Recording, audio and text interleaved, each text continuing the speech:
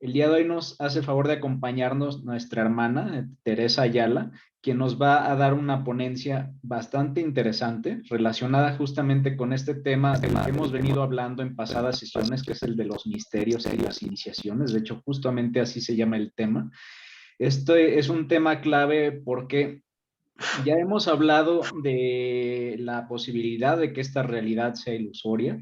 Hemos hablado de que para poder salir de esa realidad necesitamos conocer qué es lo que nosotros somos, necesitamos identificar cuáles son también las facultades latentes que todos tenemos y aquel camino, aquel sendero por el que muchos maestros ya han pasado y lo han transmitido pues de era tras era, pues justamente es este tema de los misterios. Los misterios es aquello que mediante señales, mediante símbolos, mediante diferentes dramas, pues nos ayudan a recordar quiénes somos. De ahí que este tema sea tan importante y justo, bueno, nuestra hermana Tere pues nos va a extender bastante en este tópico de los misterios y las iniciaciones.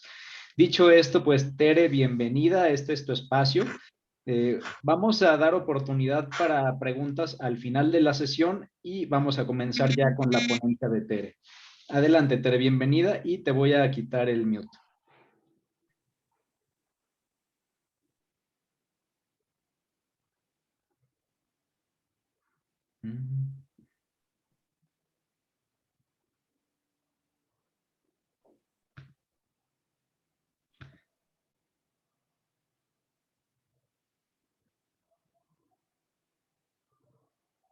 Que ya estamos. Perfecto, Bueno, excelente. pues gracias. Muchas gracias primero por la invitación. La verdad es que tenía ganas de estar en alguna reunión con la Logia Aura. Yo creo que hay temas últimamente y siempre, pero hay temas que siempre son como de la atención de los estudiantes, ¿no? Y uno de ellos es este, que la verdad está súper interesante. El temario que incluso nos hiciste favor de compartirnos, que están llevando como parte de sus estudios de la logia, está muy bueno. Yo me voy a basar en este temario que tú ya tienes prediseñado. Los subtemas, como ustedes pueden ver ahorita en la pantalla, son bastantes y son muy interesantes porque merodean el tema, ¿no? Pero nos van a dar una mejor comprensión y mejor significado de esta presentación, ¿no? Para que tengamos como una idea más completa sobre lo que vamos a hablar, ya que hay temas que de repente están como muy manoseados o que están a lo mejor confusos en nuestra mente, ¿no? Con respecto a las iniciaciones, sobre todo. Entonces, este temario se divide, o yo podría como dividirlo en dos partes, ¿no? Lo general, digamos, que son los misterios con relación a la naturaleza, ¿sí? Y la otra parte que ya es el proceso de la iniciación o estos procesos que vivían aquellos que querían ser iniciados, porque sí tiene que haber una voluntad. O sea, aquí lo interesante es que como parte de la naturaleza, los humanos llevamos ya una, digamos, una trayectoria, ¿no? Y hay un punto en donde por voluntad propia, uno que otro empieza a querer despertar, a querer saber más. Y en ese momento es que se hace candidato de estas iniciaciones, pero en los departamentos de la naturaleza que son invisibles para el resto de los humanos. O sea, es un fenómeno de la conciencia propiamente que no le ocurre a todos. Quizás en algún momento sí, pero no sabemos, ¿no? Hay frases de Blavatsky que son muy duras. Por ejemplo, cuando ella explica acerca de los tipos de hombres, ¿no? Dice, hay elementos buenos y elementos malos, ¿no? Dice, a nadie se le puede obligar a buscar las cosas de los misterios, ¿no? De los misterios de dónde viene, de qué es el aquello, de por qué está aquí. Pero cuando ella utiliza estos dos términos de hay elementos buenos y elementos malos, pues inmediatamente uno se proyecta, ¿no? Y uno empieza a reflexionar qué tipo de elementos seré yo, ¿no? Entonces, estos temas que hablan acerca de las iniciaciones y estos procesos de la conciencia, porque no se refiere a ritos superficiales, ¿no?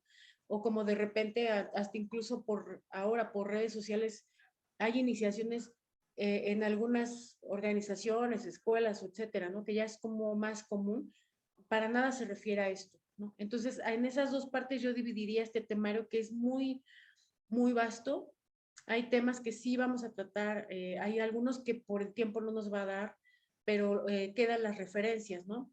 El punto 1 es los misterios como escenificación de la vida del alma. Entonces, este punto está interesante porque es una escenificación, ¿no? Es un proceso de la vida del alma, un proceso natural, de la iniciación que se va a dar en los seres humanos porque sí, se busca, se propicia. ¿Qué sucede con este lugar al que llegamos como si fuera un punto liminal, ¿no? Como sostiene la antropología, este punto liminal del cual atravesándolo no volvemos a ser la misma persona, ¿no? Un aspecto así tiene que ver con estos procesos que va viviendo el alma y que desde luego son procesos iniciáticos, nada rebuscados, totalmente naturales, vivencias que nos van haciendo fuertes. O sea, lo que menos nos imaginamos, esto que llamamos sufrimientos, pueden estar formando parte de una serie de procesos que nos van a llevar en algún momento a una iniciación. Y, o sea, sin darnos cuenta, nosotros quizás estamos yendo hacia ese punto, ¿no? La importancia de los mitos, emblemas y símbolos como medios para recordar. Aquí es donde algunos puntos no nos va a dar tiempo. Por ejemplo, el mito del desmembramiento de Osiris, que es muy vasto, ¿no? El mito de la muerte de Hércules y su descenso al Hades, el mito de Perséfone y Deméter, el uso del soma, Quiqueón en los misterios, y ya nos vamos más precisamente a las iniciaciones. ¿Sí? Las iniciaciones como despertares del alma, las 5 iniciaciones de acuerdo a Platón. Esto último de las iniciaciones lo vamos a tomar. ¿Por qué los mitos? Nada más mencionarlos superficialmente. En muchos de los diálogos que se mencionan en el texto de raíz, digamos aquí en la bibliografía para abordar este tema, en el texto raíz, Blavatsky habla sobre otros temas u otros textos que se le atribuyen a los diálogos que tuvo Platón con Sócrates en su momento y menciona, por ejemplo, este diálogo de Fedro, ¿no? Fedro del amor, Fedono del alma, menciona a Gorgias y la retórica, menciona a Tétetes y la ciencia, ¿no? Entonces, cada uno de estos diálogos pues, también están copiosamente formados y son el sustento para acercarnos a la ciencia real, como la llama Blavatsky en este texto de raíz.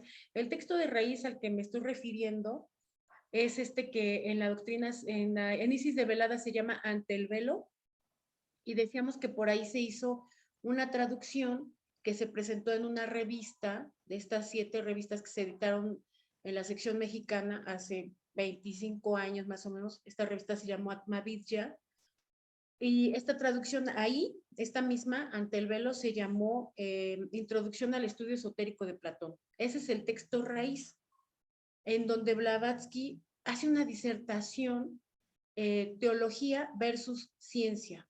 Y ahí a la ciencia, ella le llama ciencia real. ¿Esto qué significa? O sea, cuando uno escucha o lee ese término, ciencia real, entonces significa que hay ciencia que no es real, ¿no? Lo mismo hacía Giordano Bruno, que apenas se habló de él, ¿no? ¿Había ciencia falsa? ¿A qué se refiere? O sea, la ciencia como la conocemos, ¿no es la misma ciencia de los ocultistas? Ahí cabe esa reflexión. Y todo el texto va sobre de ello. Entonces, cuando ella pone como ejemplo este diálogo de TTTs y la ciencia, y uno empieza a leerlo, y hay una disertación de Sócrates hablando de TTTs que era muy joven, y empiezan a disertar que él era una persona instruida, hablando de TTTs, era una persona instruida a pesar de su corta edad en los misterios de las matemáticas, la geometría y la ciencia. Pues de inmediato uno empieza a reflexionar a qué geometría se referían, ¿no? A qué matemáticas, ¿sí? Todo esto porque la formación, la educación de los griegos, ustedes saben que pues era muy vasta, ¿no? No era una educación superficial, ahora todos salimos como que de manera expresa hasta de una maestría e incluso de un doctorado sin saber nada, ¿no?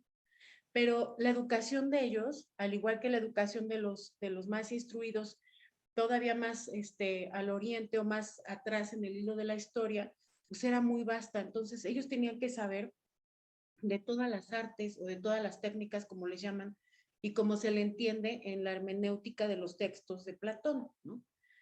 Esto porque estos mitos, que aparentemente algunos quizás todavía tienen la connotación de cuentos, o así traducen a un mito, para nada son cuentos, ¿no? Todos estos incluyen procesos de la naturaleza y desde luego que la naturaleza es matemáticas, ¿sí? Por ejemplo, en el mito del desmembramiento de Osiris, ¿no? O sea, el hecho de que Osiris haya sido despedazado y repartido en 72 partes y repartido al número de sus jueces. Cuando nosotros hacemos las cuentas, hay que recordar que los egipcios no utilizaban los números decimales, ¿no? O sea, ellos utilizaban los números quebrados para hacer todas las operaciones, lo cual ya parece bastante monstruoso, porque si nosotros tuvimos problemas con los quebrados por ahí en quinto de primaria cuando los aprendimos, pues imagínense estar utilizando esos números para construir las pirámides, ¿no? Por ejemplo. O sea, estamos hablando de cosas bien diferentes, ¿no? Modos de vida muy diferentes. ¿Sí? Ahí hablamos de matemáticas sagradas, matemáticas y geometría que ellos utilizaban para la construcción, pero no solamente en el punto ya de aterrizar esas matemáticas en lo construido, sino también en el caso, por ejemplo, del mito de Perséfone y Demeter, ¿sí? Ahí se habla de la mecánica solar, porque habla de los mitos que tienen que ver con los periodos de mayor fertilidad de la tierra, ¿no? O sea, los periodos, los ciclos del año, los momentos propicios para la siembra, la cosecha, pero que estos momentos no solamente eran propicios para sembrar y cosechar en la tierra, sino también sembrar y cosechar en lo humano, ¿sí? Es decir, que la personalidad o la psique, ¿sí? Podía ser sembrada y cosechada más propicia o de manera más efectiva en ciertos periodos del año. Esto que nosotros vivimos hoy es jueves, ayer fue miércoles de ceniza, como le llaman, abre la puerta para lo que nosotros conocemos ahora como la cuaresma, que no es más que una cuarentena, que es el tiempo que tarda, ¿sí?, en prepararse esta psique. Por eso todos los misterios que tienen que ver con el nazareno, ¿sí?, son dramas de la personalidad. Todos estos mitos que hablamos del mito de la muerte de Hércules y su descenso al Hades, ¿no? Por ejemplo. O sea, son mitos que se vienen replicando en la historia de la humanidad para que de repente nosotros tengamos una comprensión de que no es un cuento por allí que se escribió al azar, sino que son procesos de la conciencia que aterrizan en la psique humana.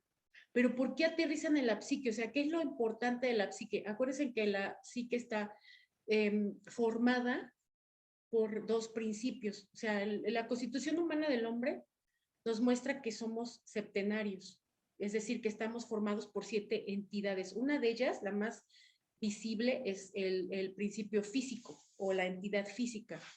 Pero así como nosotros vemos este cuerpo que podemos tocar, así hay otras 6 entidades que están concatenadas o unidas mientras el cuerpo tiene vida o su corazón late, tiene prana, etcétera, ¿no?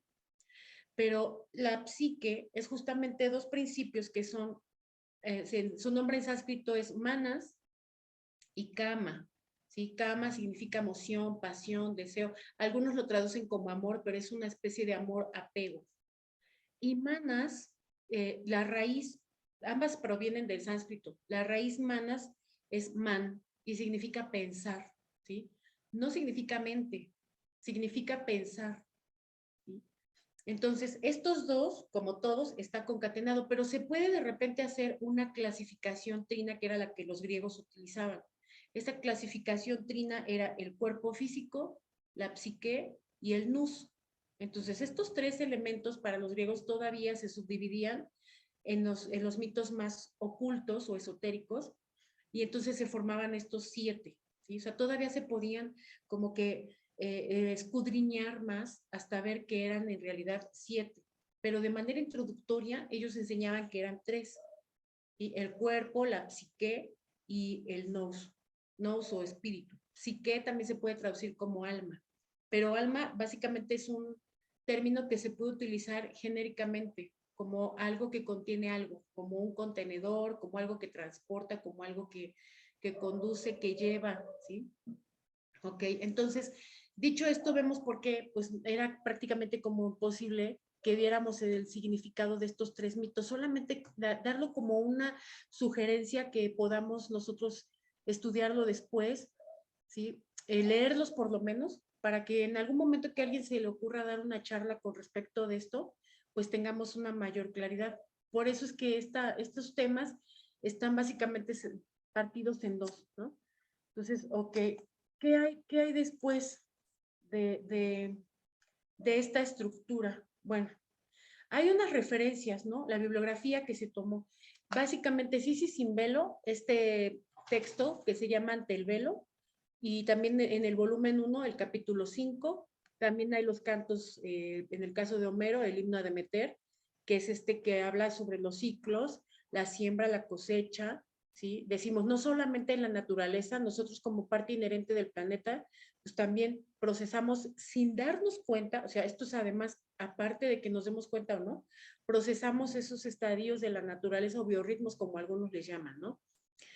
Se menciona cuando estudiamos a la clasificación septenaria que la humanidad como tal es el principio búdico de la cadena planetaria, ¿sí? Entonces, desde luego que toda la manifestación funciona como un todo y funcionamos como si fuéramos engranes, ¿sí? Entonces, el hecho de que la humanidad sea el principio búdico de la cadena planetaria nos quiere decir mucho. Por eso es que debemos ser directa o indirectamente o volitivamente debemos ser procesados porque la Tierra no es todavía un planeta trascendido, ¿sí? Eso nos tiene que quedar muy claro. Ningún planeta que se precie de ser trascendido o sagrado puede tener una humanidad como la nuestra, ¿sí? Y bueno, sabemos las condiciones que actualmente estamos viviendo, entonces eso es una muestra de que la Tierra no es un planeta trascendido. Entonces, en estos himnos, en estos cantos, es donde se hace la alegoría a esos procesos en lo general, ¿sí? Y en estos otros diálogos que se describen de Platón, ahí ya está más aterrizado a la vida, ¿no?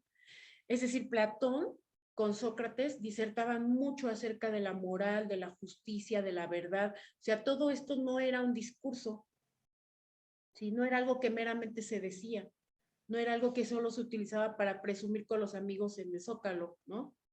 O sea, era realmente la forma en que un hombre se iba preparando y puliendo para algún día llegar a ser un iniciado. Y sabemos que había misterios menores y misterios mayores. O sea, las iniciaciones iban desde, digamos, las básicas que tienen que ver con las emociones, ¿no? Estas que también quizás estaban representadas con los elementos de la naturaleza, y después de estas iniciaciones en los misterios menores, venían iniciaciones en los misterios mayores, donde ya eran temas de la psique, ¿sí? Obviamente del neófito o del candidato, ¿sí? O como le llamaban, del mistai, ¿sí? Para que pudiera procesarse y pudiera activar la revelación y la intuición. O sea, ¿qué pasaba después que alguien era procesado a este nivel? ¿Cómo veía la vida? ¿Sí? Si nosotros tenemos familiaridad con estos diálogos, nos vamos a dar cuenta que la manera en que vivía las cosas Platón y que comprendía las cosas era muy diferente a como las comprendía, por ejemplo, Gorgias, ¿no? En este diálogo de Gorgias y la retórica, en donde para Gorgias, pues el poder era esa fuerza que tenía a lo mejor un hombre que tenía cierta casta o cierto estamento y que podía incluso mandar a enjuiciar y pues incluso a matar a una persona, ¿no? Para él eso era el poder.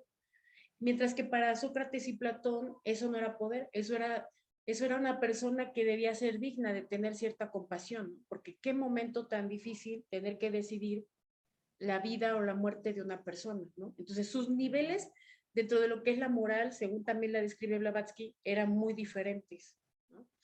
Ya vemos desde ahí que había una intención por restablecer esta tradición antigua, ¿sí? Por parte de estos iniciados, en el caso de Platón, había un interés en restablecer este orden, que desde luego que él trae ese hilo de la antigüedad. Ahorita vamos a ver una pequeña cronología, ¿sí? Entonces, estos diálogos que están aquí, Banquete, Fedro, Fedono del alma, en donde incluso se habla de lo que es el fantasma según Sócrates, ¿no? Una vez que él es enjuiciado, que tiene que tomarse la cicuta, las acusaciones que se le hicieron, la perversión a los jóvenes, ¿no? O sea, todos estos diálogos, la verdad es que están súper recomendados. De esta bibliografía que tenemos en el temario, todavía a lo mejor yo podría sumarle estas de la doctrina secreta del tomo 1, la página, a partir de la página 269, donde habla acerca del simbolismo, o los símbolos, la manera en cómo aprendían los adeptos. Obviamente sabemos que para que haya un adepto tiene que ser aceptado por un Mahatma o por un maestro, y el método de instruirle primero era el silencio, ¿no? O sea, el maestro hablaba, le instruía a veces por años, y ya hasta que podía hacer uso de la palabra el discípulo o el adepto, pues no era para que dijera quizás cosas sin sentido, porque ya había pasado tiempo sin hablar. Entonces, en esos años que pasaba en silencio, él tenía que desarrollar, a partir de las enseñanzas del maestro, tenía que desarrollar esquemas, dibujos, ideogramas, pictogramas, como queramos llamarle, y se le presentaban al maestro, ¿no? Este adepto se los presentaba a él, y él asentía con la cabeza si estaban correctos o no. Entonces era como un sistema de prueba y error, ¿no? Todo el tiempo. O sea, tomaba del maestro, pero a la vez pues iba equivocando de continuo. Esto es descrito en ese tomo 1, en esa página de la doctrina secreta. Y de Platón, además yo sumaría este diálogo de Gorgias y la retórica, ¿sí? Y de la revista 3 de Atmavilla, la página 19, y me parece que también es la página 1, que es en lo que está basada ahorita esta presentación, excluyendo a estos mitos, porque son demasiado copiosos, ¿no? Aquí en esos mitos hay que hacer una serie de cuentas y matemáticas y trazos y todo para comprender a lo que se refieren estos ciclos, ¿no? Hay un objetivo que marca el temario con respecto de este tema, es mostrar que ya existe un camino que dejaron trazado a aquellos hermanos que avanzaron más en esta búsqueda y al cual se puede recurrir como herramienta para nuestra búsqueda individual de la verdad. Explicar que existió una doctrina primigenia de la cual han bebido todas las religiones. Esto está interesante porque algunas veces pasan ciertos años estudiando teosofía y no sabemos exactamente qué es la teosofía. ¿Sí? Cuando lo traducimos, porque ya es un término en griego y decimos, ah, pues es sabiduría divina. Sí, pero ¿de dónde viene esa sabiduría divina, no? O sea, hay una línea de iniciados, hay una línea de ocultistas que heredó, que va heredando, va pasando esta estafeta de generación en generación. La respuesta es sí. Ese hilo, esa genealogía la hace Blavatsky en la clave de la teosofía y siempre habla de ella. En todos los textos habla de esa línea. Ella tiene algo característico, o sea, tiene la capacidad de que su historia del tiempo, su línea de la historia del tiempo es enorme, porque incluso habla de los más adelantados de las razas que nos precedieron, ¿no? O sea, el hilo de la historia del hombre actual, no sé cuántos miles de años tenga, apuradamente yo creo que 5 o 6, no sé, pero el hilo de ella, o sea, rebasaba las rondas, ¿no? O sea, tenía una mente de un adepto, ¿sí? Que ya tiene por revelación acceso a todo este tipo de información. Entonces, ¿cuál es esa línea? Bueno, pues sí, hay una doctrina primigenia, hay una doctrina que es un hilo de la tradición de la cual todos los videntes, iniciados o rishis, que son estos estilo ascetas sabios, ¿sí? Ellos han corroborado en la luz astral y toda esta ciencia oculta la van heredando y la van pasando a la siguiente generación. Entonces, vemos, por ejemplo, que la tradición más antigua para nuestra subraza es la tradición Arya, ¿sí? Solo puse unos 5 o 6 nombres por cada tradición, pero la realidad es que hay muchos, ¿no? O sea, llegan a ser hasta 30, 40 nombres. Yo no sé si una vida humana de tiempo para leer la obra de todos ellos, pero la belleza de esta tradición es que si nosotros leemos a uno, prácticamente vamos a leer a todos. Cada uno tiene su propio lenguaje, es decir, su idioma, desde luego, pero la tradición es la misma, porque hablar de las leyes universales pues es hablar de las mismas causas y los mismos efectos, ¿no? Eso es algo que es alentador. Entonces, de la tradición Arya, que es la más antigua, ahí aparecen de los nombres que podríamos más conocer, por ejemplo, Aryasanga, Udharma, Gautama Buddha, Kapila, Krishna, ¿no? De la tradición Arya pasa a la cabalista. Y ahí tenemos a Hanok, el libro de los números caldeo, Moisés de Babilonia, Skinner, ¿no? Aunque hay unos que ya son más contemporáneos, ¿sí? Pero sabemos que tenían esa línea de investigación, es decir, que leían a esos cabalistas. Por ejemplo, la tradición pitagórica, de ahí de la cabalista pasa a la pitagórica. En la pitagórica está Empédocles, Filolao, Hesiodo, Homero, Parménides, Pitágoras, ya sabemos, ¿no? Entonces, estudiar a Pitágoras, pues es estudiar matemáticas, geometría, la razón de ser, el número de oro, eso que ya después en la Edad Media se llamó la secuencia de Fibonacci, ¿no? Pero que en realidad pues, tienen, esto se va arrastrando en la historia, pero sus orígenes y sus descubridores, pues están todavía perdidos en el tiempo, ¿no? De ahí pasó la tradición platónica. Aquí en la tradición platónica está Moniosacas, Apolonio de Tiana, Empédocles, Pitágoras, Platón, Plotino y muchos más, ¿no? Decimos que solamente hay aquí 5 o 6 nombres de los que quizás ya pudiéramos haber estudiado algo, pero que nos faltan muchos más, ¿no?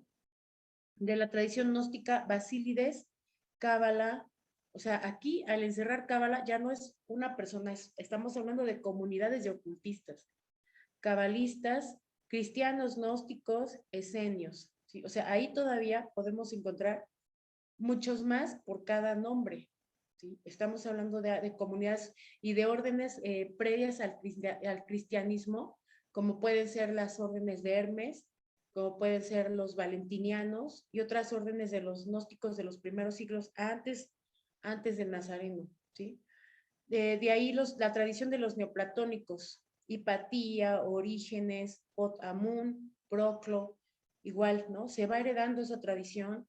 Hay personas que nacen, o sea, estos sabios además nacen en su tiempo y desde luego que recuerdan que tienen un destino planeado, que han venido a ser transmisores de esta sabiduría, así como lo fueron ya los más cercanos a nuestro tiempo, ¿no? Entonces ya no es la última, pero yo la dejé solo aquí, la tradición esotérica en Occidente, en donde están, por ejemplo, Bacon, Blavatsky, Agripa, Giordano Bruno, George, Eliphas Levi, Uruker, Paracelso, ¿sí? Entonces vemos que leer la obra de Paracelso, por ejemplo, ¿no? O sea, ¿qué de cosas científicas no, de la ciencia no falsa vamos a encontrar allí? Este orden de la naturaleza preciso, que son las notas preliminares de cualquier libro teosófico, ¿no? De que el universo es una gran cosa y funciona bajo sus propias leyes y la naturaleza en armonía y perfección, así tal como lo sostenía Platón, ¿no? Entonces, en términos de ciencia, lo que llamamos ciencia actualmente no encajaría allí jamás, ¿no? En algún libro de Jeffrey Fartinger dice, recordemos que la ciencia actual no cree en el alma de las cosas. Entonces, si hablamos del alma de las cosas y hablamos de que todo está conformado por 7 entidades, la ciencia actual solo conoce la más densa, o sea, la entidad física. ¿Y qué pasa con las otras 6 entidades, no? Pues no hay tal, ¿no? A lo mejor hay una ciencia híbrida o esto que llaman la física cuántica, que de repente ya se pone a investigar qué pasa después de la muerte, que si hay un desprendimiento del principio astral, pero pues por Dios, la física cuántica no es abiertamente aceptada por la ciencia oficial, ¿no? Tan es así que pues está como que en medio, ¿no? O sea, la ven como una serie de lucubraciones o de hipótesis, sin darse cuenta que en realidad toda la ciencia, como la conocemos ahora, pues está basada en hipótesis y en teorías, ¿no? Esto lo deja más claro en este libro Ecos de Oriente, me parece que es de William Q. George. Ahí él deja muy claramente, es un libro muy delgadito, pero buenísimo, porque él también hace esta genealogía de la tradición, no tan específica ni tan técnica, pero la deja muy comparada a lo actual de su tiempo de Madame Blavatsky y de William Q. George. Entonces, esto es para, pues, demostrar que sí hay una tradición, ¿no? Si nosotros vemos cada uno de estos filósofos sabios, escritores, compiladores de la filosofía antigua y etcétera, o sea, el sánscrito, que sería la lengua que nos deja esta tradición arya, tiene, no sé, apenas unos 4 o 5 mil años con escritura. O sea, era una lengua que no se escribía, que se aprendía de memoria y que por ahí un filósofo, si no me recuerdo, que se llamaba Panini, hace una recopilación de esta lengua, porque además se le solicita que hiciera una recopilación de la lengua, de los versos, de los todo, pero la logra recopilar con las reglas gramaticales de las cuales ahora nosotros ya no sabemos mucho en nuestra lengua propia, ¿no? Entonces, era una lengua muy compleja, esta del sánscrito. ¿Y cómo nos hace todavía mayor sentido? Por las palabras que deja Blavatsky en un escrito que aparece en la doctrina secreta, pero lo replican y lo presentan traducido en una de estas revistas que decíamos de Atma Vidya, es la 3, la página 19.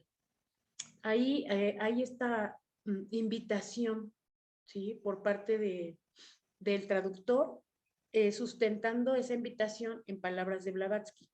Dice, si el estudiante desea realmente avanzar en su conocimiento teosófico y oculto, necesitará aprender, como en cualquier otra ciencia, una serie de términos especializados en griego, hebreo, chino, tibetano y en su mayor parte en sánscrito, los cuales aparecen constante y coherentemente en los escritos de Madame Blavatsky y sus maestros.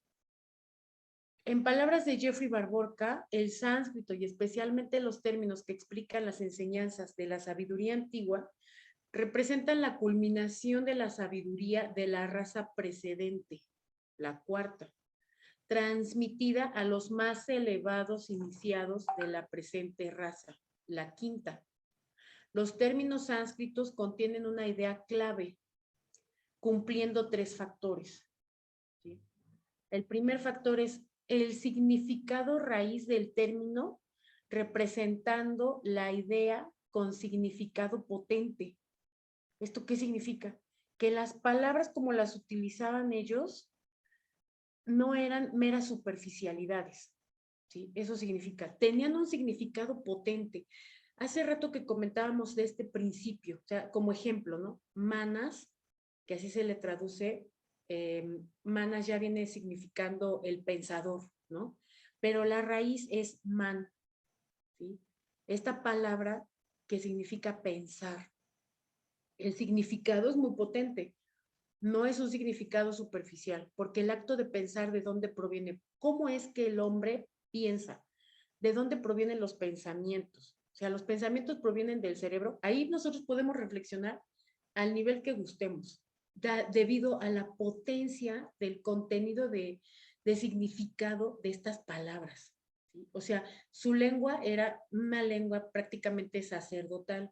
Era una lengua que se dedicaba a los versos, a la alabanza, a los sutras, a los cantos, y que no lo hacía solo como algo romántico, sino que también tenía su parte de la ñana yoga o de la yoga del conocimiento. Toda una serie de instrucción que se aprendía desde la infancia, bien chiquitos, ¿no? Ahora un curso de sánscrito, que sería el sánscrito básico, son más o menos 100 lecciones. Para aprender unas 30, digamos, necesitamos más o menos casi 3 años. O sea, hablamos de 100 lecciones, son prácticamente 9 a 10 años, ¿no? Entonces, ayer hacíamos una cuenta y decimos, pues casi es como una primaria, ¿no? Entonces, eso lo aprendía el niño desde pequeñito en la selva, sentados alrededor del gurú. El gurú se sentaba en el centro. O sea, imaginen ustedes la analogía, ¿no? La metáfora, la belleza de estar en la naturaleza, el gurú en el centro con la espalda recargada en el tronco de un árbol, ¿no? Porque eso tenía un significado. El gurú, para dar la lección, se recargaba o se apoyaba en la naturaleza. Esa belleza de instrucción, ese contenido potente, ese significado de las lenguas antiguas, pues ya lo tenemos ahora, ¿no? O sea, el niño de repente se suelta de sus padres, lo dejan en una escuela con un sistema muy cuadrado en donde no importa si el niño cómo se siente, qué piensa, si va a jugar, o sea, solo es introyectarle una serie de conceptos y de cosas, muchas de las cuales no va a utilizar, basadas en no prestes tus cosas porque si pierdes la goma, ¿no? Te voy a regañar. Entonces, desde chiquitito ya hay una ruptura, hay un cierto egoísmo, hay el yo por el yo mismo, ¿no? Para estas lenguas importaba más el qué que el quién. Entonces vemos que no se empieza, o sea, es tan significativo que en las lenguas occidentales nosotros empezamos la conjugación de un verbo con la primera persona. También se hacía así en esa lengua. La gran diferencia es que la primera persona en Occidente es el yo. En las lenguas antiguas y sobre todo las semíticas o las indas, no se empezaba, la primera persona no era el yo, era el él. Esto ya nos llevaba al concepto de que no estoy yo por encima del otro, ¿no? O sea, tiene una diferencia abismal y por eso Blavatsky hace esta invitación y además nos menciona que fue heredada por los más sabios de la cuarta raza hacia los más elevados iniciados de la quinta raza. Y nos hace la aclaración, cumple con estos tres puntos, ¿sí? Con estos tres factores. El significado raíz del término representando la idea con significado potente. La dos, el svara es el valor del sonido místico de la palabra. El sonido místico de la palabra. Y ese segundo está relacionado con el tercero, el mantrika shakti, la fuerza o poder de las letras, palabra o sonido. Y entonces hasta abajo pues hay un signo que muchos aludimos con un sonido, ¿no? Bueno, Blavatsky describe este emblema, este signo, porque sí están varios símbolos allí, y lo describe como una pronunciación que nosotros debemos tener cierto equilibrio y cierta armonía para realizarlo, ¿no?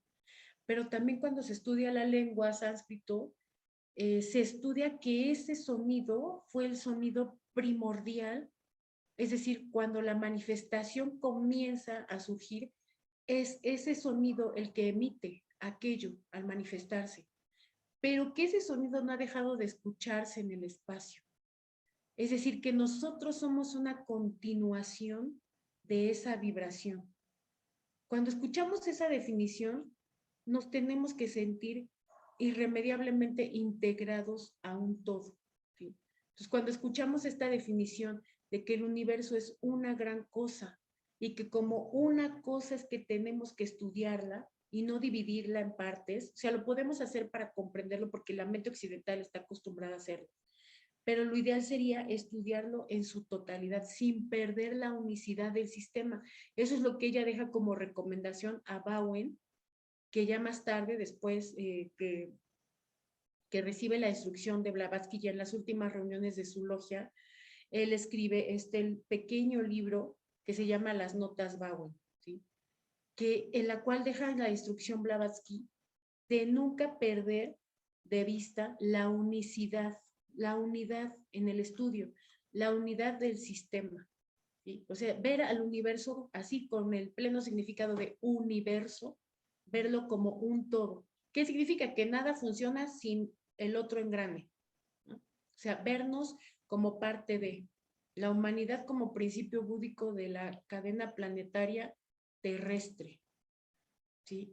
Y en esta doctrina secreta también dice Blavatsky, el intento por formular en una lengua europea el gran panorama de la siempre recurrente ley periódica impresa en las mentes plásticas de las primeras razas dotadas de conciencia por aquellos que la reflejaron de la mente universal, o sea, ese intento, ahora, ¿cómo estos hombres tan desarrollados podían pasar a los siguientes hombres no tan desarrollados estas premisas de las que se hicieron presentes, de las que pudieron adherirse, aprenderse de ellas?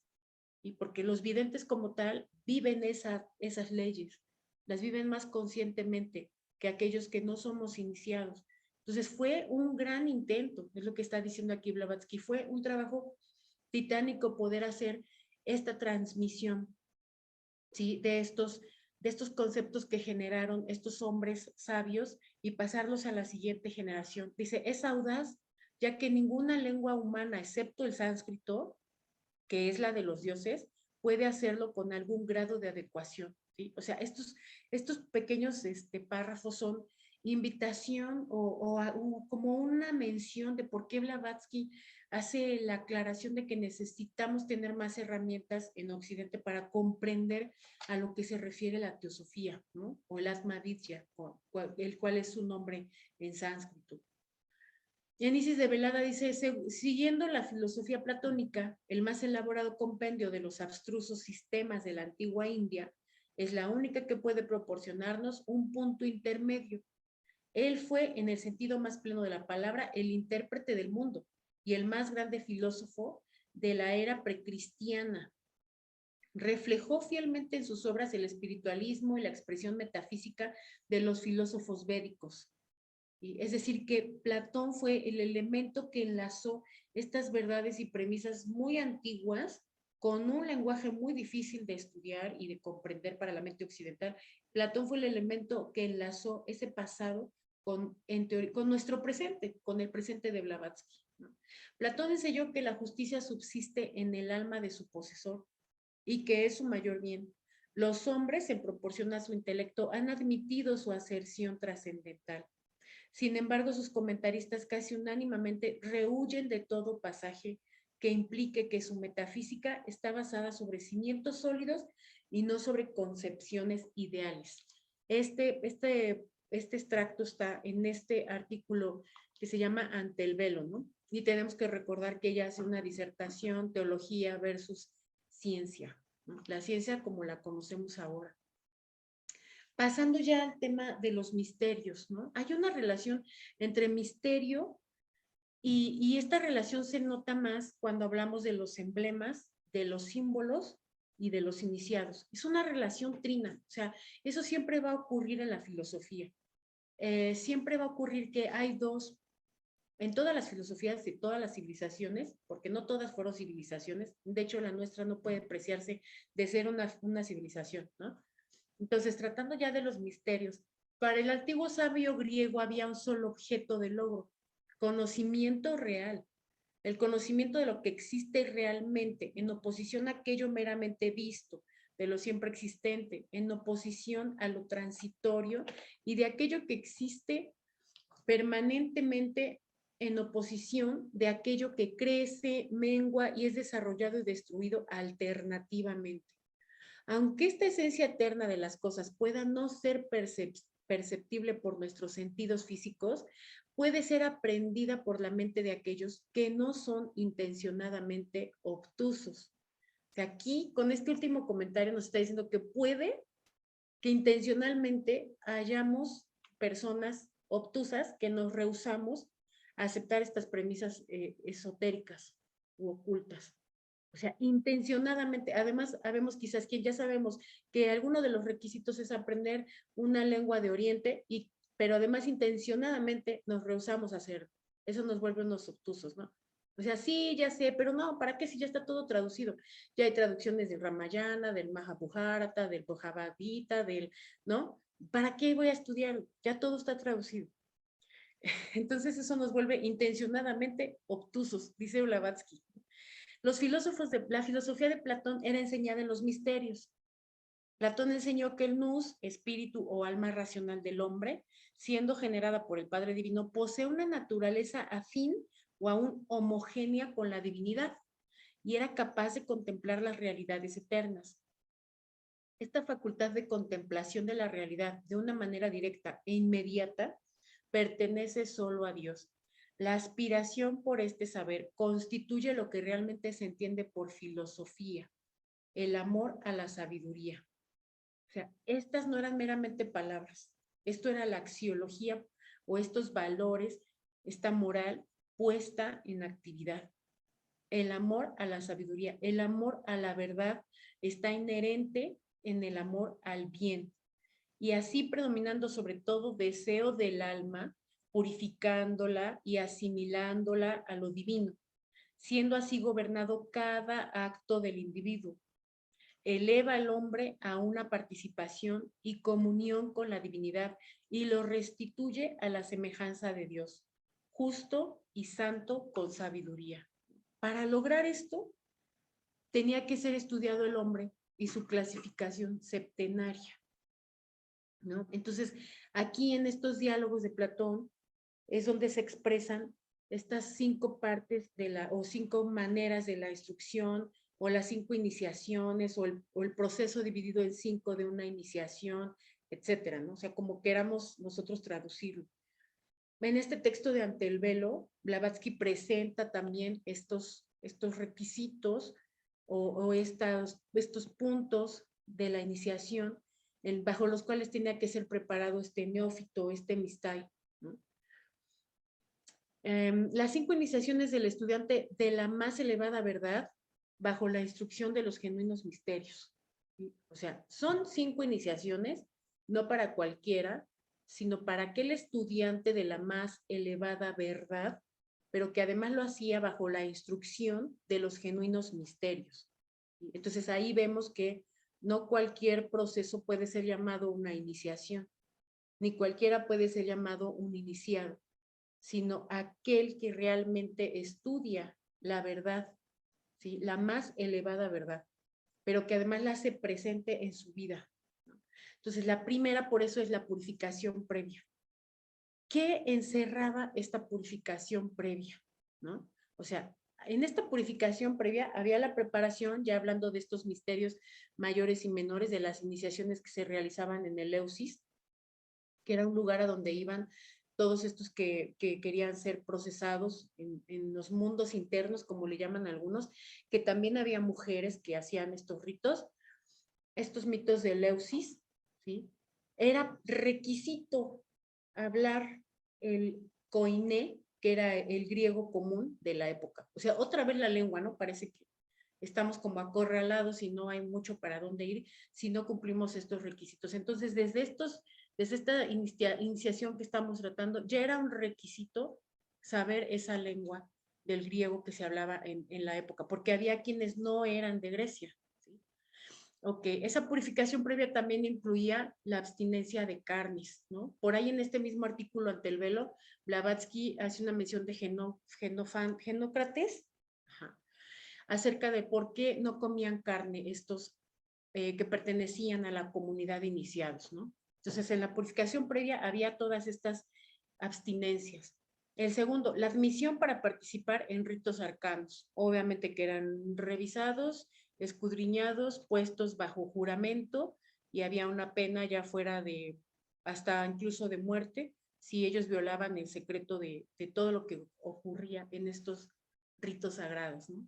La 3, la revelación epóptica o inspección personal, la contemplación perfecta de las cosas que son aprendidas intuitivamente, verdades absolutas e ideas. O sea, esta revelación epóptica es la revelación como tal a partir de la intuición. Pero, ¿qué es la intuición? La pregunta, una de las preguntas más grandes que nos hacemos, ¿no? Los que estudiamos, ¿qué es la intuición? La respuesta está en esta imagen que vemos para mí es la derecha, vemos el carruaje tirado por unos caballos, así representaban los griegos. Esta es una imagen que no surgió en Grecia, ¿no? Es una imagen que tiene orígenes mucho más antiguos. Si nosotros hemos visto las portadas de los libros hindúes, por ejemplo, el Bhagavad Gita, ahí vemos también el carruaje con los corceles, ¿no? Incluso ahí tiene un color oscuro y uno blanco, porque eso representa a la personalidad o al hombre, que está como dividido en 2 partes, ¿no? Tiene una naturaleza, aquí dice, una naturaleza psíquica compuesta y doble, ¿sí? Una es el thumoides y otra es el thumos, ¿sí? El thumos es la parte más densa, la parte más de la personalidad, ¿sí? Y la otra, tumoides, es la parte que entra en el tumos, ¿sí? Si ustedes ven, esa palabra nos lleva a hablar de estar enterrado, ¿no? Nos da la connotación de estar enterrado, de una tumba, de estar como preso en una tumba. O sea, aquel que se hace carne en una personalidad del espíritu se vuelve preso, se vuelve encarcelado, se vuelve como una especie de muerto en una tumba, ¿no? Entonces, cuando Platón hace esta diferenciación entre estas dos naturalezas en el hombre, una naturaleza psíquica doble, es que podemos comprender entonces por qué tenía que haber una purificación previa, ¿sí? ¿Por qué la revelación tiene que ver con la intuición? La intuición es lo elevado, estos pensamientos o informaciones elevadas que recibe el candidato, ¿sí? Esa es la intuición. Las intuiciones provienen de lo superior. Y lo que no proviene de lo superior no se puede llamar intuición.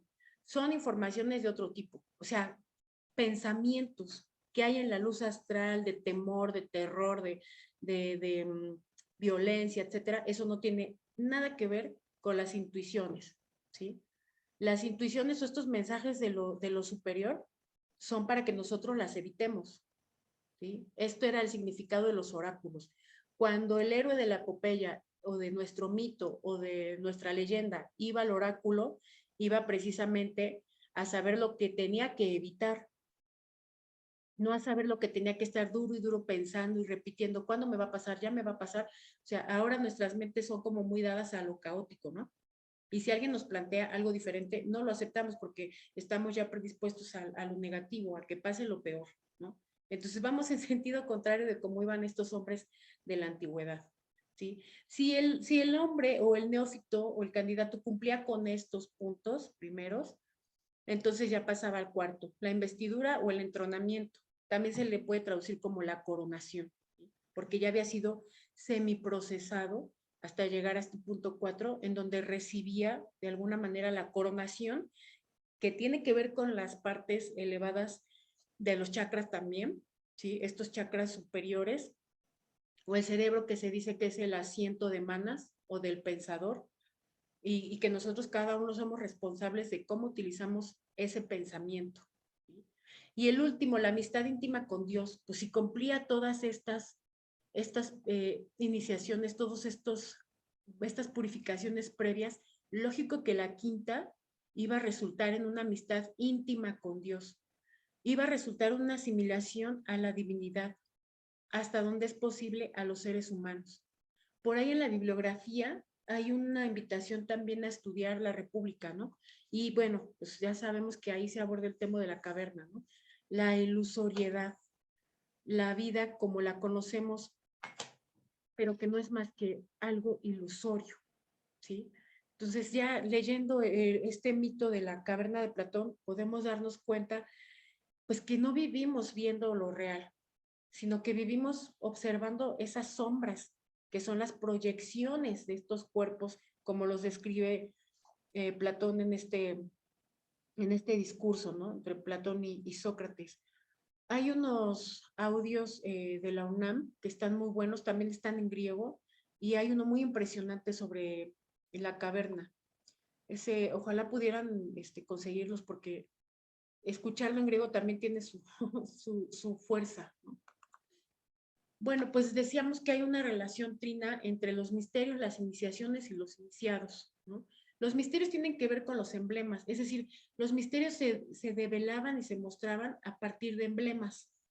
Y los emblemas, dice Blavatsky, son una serie de pensamientos, están formados por una serie de símbolos y son una serie de ilustraciones gráficas vistas y explicadas alegóricamente y desdoblando una idea en vistas panorámicas, una después de la otra. O sea, tan solo esta descripción que aparece en esta revista 3 en la página 1, que también aparece en la doctrina secreta, esta descripción nos dice muchísimo, ¿sí? Son ilustraciones gráficas vistas y explicadas alegóricamente y desdoblando una idea en vistas panorámicas, una después de la otra. ¿Sí? Decíamos que hacer la mente tridimensional o acostumbrarla a lo tridimensional y todavía sumarle la cuarta dimensión que es el tiempo, es uno de los retos más grandes para el estudiante de teosofía, porque en términos de la manifestación y de la creación y de estos ideogramas que aparecen en la doctrina secreta, es de las cosas que más trabajo pueden llegar a costar cuando vemos solamente estos diagramas en una dimensión plana. Pero estos emblemas están formados, como dice aquí, por una serie de símbolos, ¿no? Entonces, ¿qué es un símbolo? El símbolo ilustra alguna idea especial, individual o serie de ideas. Es una ilustración visible, concreta, y también es un signo que representa principios uno o una serie, ¿sí? Y de estas dos relaciones, pues el iniciado es el elemento que enlaza los misterios, ¿sí? Que puede hacerse uno con el misterio a partir de las iniciaciones. Ya veíamos que es esta preparación en términos de Platón, pero ella describe a los iniciados como aquellos que reconocen los símbolos y emblemas, ya que han recibido ciertas instrucciones. Esa es la definición de Blavatsky en la doctrina secreta, en la referencia que les presentaba yo al principio, ¿sí? Aquellos que reconocen los símbolos y emblemas ya que han recibido ciertas instrucciones. Ya sabíamos que estas instrucciones tienen que ser las premisas de la verdad, de la justicia, del amor, la belleza, enseñadas, ¿no? Por esta larga serie de rishis, videntes, iniciados, etcétera, que han ido dejando esa tradición generación tras generación, ¿no? Entonces ella habla de esta lengua misterio, que es el simbolismo, y que tiene una significación psicofisiológica y cósmica del símbolo y del emblema. O sea, eso que sucede en lo macrocósmico ocurre en lo personal, en lo pequeño, ¿no? Estas leyes herméticas, ¿no? Que se hablaban al principio, esta ley de correspondencia. Entonces hay un procesamiento en el individuo, es decir, en el que ya está indiviso, en el que ya es uno, en su mente, en su corazón, ¿sí? O sea, es decir, que piensa, que siente y que hace lo mismo, ese es un individuo. La mayoría de personas quizás piensan una cosa, pero nunca la realizan, pero sienten de manera contraria. O sea, individuo es aquel que ya logró quitar esa mente partida, ¿no? Esa mente particionada, que de repente existen muchos yoes. Quiero ser ocultista, pero por otro lado, pues no tengo tiempo porque tengo mucho trabajo. Entonces, ponemos fuerzas a pelear en nuestras propias mentes. Nuestras propias mentes están en guerra porque no tenemos una continuidad de propósito y muchas veces no hay esta enérgica declaración de principios, ¿no? Amo los animales, pero pues no me ha caído el clic de que los animales no se comen, ¿no? Cosas así disparadas que a los niños les hacen tanto sentido tan rápido porque no están tan condicionados, ¿no? En términos de lo que es un emblema y un símbolo, ya las dos últimas diapositivas son meramente gráficas para que podamos aprender con el método más simple, que es el método de los niños, ¿no? Tenemos, por ejemplo, acá una suma tenemos dos emblemas que son una suma de símbolos, ¿sí? Entonces vemos por un lado el emblema de la Sociedad Teosófica, que es un conjunto de símbolos que se dice que este emblema en su totalidad, porque aquí le faltan algunos símbolos, es una especie de carta astral de Blavatsky, ¿sí? Acá le faltaban todavía algunos símbolos de su nacimiento, de las constelaciones, obviamente, de cuando ella nació, de los signos que representaban también a su nombre, etcétera, ¿no? Entonces, aquí en el centro de este emblema vemos una cruz ansata, que es la representación de este hombre que ya se logró, digamos, completar en su, no en su, en la expresión plena de sus principios, ¿no? Porque todavía estamos batallando en este principio manásico, pero este hombre que ya tiene manas, o este pensador, está batallando, tratando de entender por qué algunas veces piensa en amor a todos los seres y en otras piensa en destruir a todos esos seres, ¿no? O sea, está como en el filo de la navaja, ¿para dónde se hace? Pero ya posee con qué hacerse reflexivo, con qué hacerse de la filosofía, con qué tener la fuerza para la sabiduría y etcétera, ¿sí? Eso representa esta cruz ansata. Entonces, si vemos el emblema, tiene muchos símbolos, pero este emblema decíamos que también funcionaba como una carta astral de Blavatsky y fue un emblema que se les entregaba solamente a ciertos miembros que se preciaban de serlo en ese tiempo y que era una manera de identificarse entre ellos, ¿sí? Pero curiosamente, estos emblemas en lo macrocósmico también pueden representar, en el caso del emblema donde está Ganesha, ¿sí? Pueden representar una raza o una subraza. O sea, cada raza cada ronda puede estar representada por un emblema también. Significa que nosotros somos en pequeñito, una vida de cada uno de nosotros en pequeñito puede representar una cadena planetaria para miles de seres que viven dentro de nosotros. O sea, tenemos que dejar a un lado el temor a estos microorganismos que también nos constituyen, ¿sí? Aprender a vivir sin estos paradigmas del terror, porque la realidad es que ese concepto de la naturaleza que se autodestruye en términos de que a sí misma se ataca, no existe. En un lenguaje teosófico, ese concepto no existe. Entonces vemos aquí que Ganesha pues también representa a un regente de cierta raza. Si vemos aquí en su cabeza, hay una especie de tocado que está formado por 5 cabezas de serpientes, ¿sí? Y si vemos nosotros en el panteón, como lo llama Blavatsky, con TH, en el panteón hindú, aparecen muchas advocaciones así. Yo pienso que fue quizás como un pequeño error que los griegos dejaran de hacer estas representaciones incluyendo animales, porque si ustedes observan el panteón griego, pues ya todos son totalmente, sus divinidades son totalmente antropomorfas. En el caso de estos hindús, no, ellos utilizan elementos animales, vegetales, etcétera, ¿no? Entonces, si nosotros vemos una rata en Occidente, pues lo más seguro es que la van a querer matar, ¿no? Pero en Oriente no sucede lo mismo, ¿sí? Porque todos los animales están viviendo una experiencia y tienen el derecho de que se respete esa experiencia porque es la conciencia corporificada en una forma animal, ¿sí? Y como ya los hemos estudiado nosotros, solamente hay una línea de evolución. Es elementales, minerales, vegetales, animales, humanos. Entonces, no existe un sistema antropocentrista tampoco, ¿no? En donde el hombre sea superior a ninguna especie, reino o criatura, ¿sí?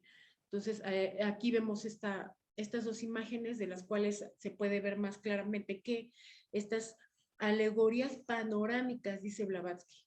Los emblemas representan esas alegorías panorámicas, es decir, implican movimiento, implican tiempo, ¿sí? Los significados de cada uno de estos símbolos nos habla de razas, de tiempos, de espacios, de manifestación, de orden, etcétera, ¿no? Y para terminar, pues algo todavía un poquito más evidente, ¿no? Vemos pues una serie de efectos de la naturaleza, de cualidades de la naturaleza que van replicando lo que trata de explicar Blavatsky, o como yo lo creo entender en el proemio, esta manifestación y estos pictogramas, ideogramas que aparecen, que para muchos suele ser como un coco, ¿no? O sea, vamos aprendiendo despacito y nos vamos haciendo conceptos, es decir, vamos interiorizando las ideas que Blavatsky plantea, pero lo vamos haciendo lentamente. Cuando vemos nosotros en el proemio estos pictogramas, pues no nos dicen, bueno, a mí las primeras veces que lo vi no me decía demasiado, quizá como tengo nociones de dibujo técnico por la carrera que estudié, medio tengo una idea de que lo que es visto por arriba, de perfil, esto que le llaman montea para generar un isométrico, un volumen en el espacio, pero trataba de hacer esto tridimensional, estos 4 círculos con el punto en medio, la raya y la cruz, y cuesta trabajo, ¿no? ¿Cómo nos cuesta trabajo acomodar el espacio y el tiempo? Pero si observamos la naturaleza, porque dice ella que la analogía es uno de los métodos para comprender estas verdades eternas, toda la naturaleza posee, ¿no? Esta especie de cordón, esta especie pues de cinturón que le nutre, ¿no? Cuando leemos el proemio, ella hace mención a un artículo que se llama El huevo del mundo, ¿sí? O el huevo mundano. Y en ese artículo describe estas figuras ovoides que después se representan en la iconografía de los egipcios, de los griegos, etcétera, ¿no? Veíamos incluso que también en Ganesha arriba aparece una forma ovoide que es la serpiente que se muerde la cola, ¿no? Entonces, ¿cómo esta particularidad, esta forma en que se manifiesta el aquello, cuando se nos presentan estos ideogramas, está contenido en toda la naturaleza, ¿no? Entonces, esta especie de cordón umbilical que es muy claro en el desarrollo de un ser humano y que podemos ver también, son animaciones, desde luego, ¿no? Algunas, pero que podemos verlo, ¿no? O así hipotetizan algunos que es el espermatozoide o el ovario, pero que ya podemos verlo más gráficamente en el reino animal o en el vegetal, ¿no? En el ejemplo, por decir, de los chícharos que están sujetados a la vaina a través de una especie de cordón umbilical, o de estos germinados, de las semillas cuando caen en la tierra, pues verlo nos sugiere esta metáfora que ella describe en el proemio, cuando habla de estos tres elementos que son los eternos testigos de la manifestación, refiriéndose al calor, la luz y la humedad, ¿no? Entonces vemos esa relación que existe para generar incluso a un ser humano. El padre, la madre, ¿sí? Y la tierra o el suelo donde va a germinar esa semilla. Esto nos hace pensar que entonces la galaxia que habitamos, pues quizás también tiene esta especie de ombligo, ¿no? Esta especie de cordón por donde seguramente sigue nutriéndose de la eternidad que ella describe y que se encuentra fuera del círculo, que metafóricamente muchos decimos, aquello cuando se va a manifestar marca su territorio, ¿no? Es decir, que de la eternidad solamente va a tomar una parte pequeña para que dentro de ella, de este huevo mundano, pueda lograrse toda la manifestación.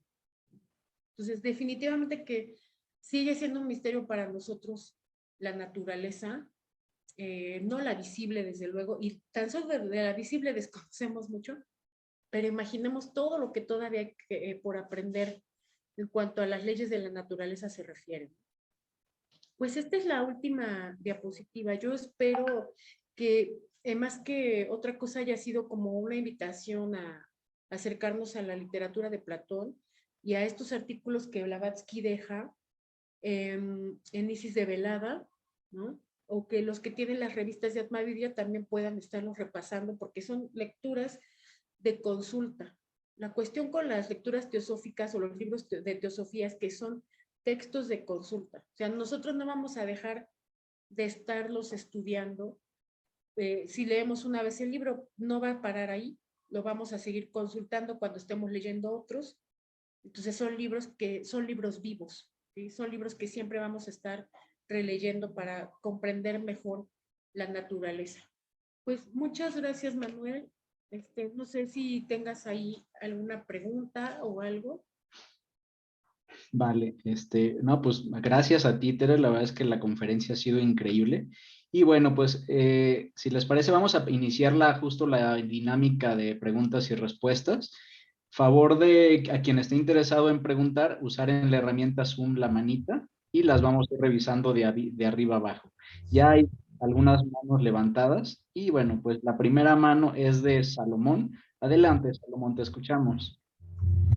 Sí, hola Tere, gracias antes de nada por todo lo que nos enseñas, que la verdad es que debe ser un trabajo muy arduo para hacer esas presentaciones tan bien hechas.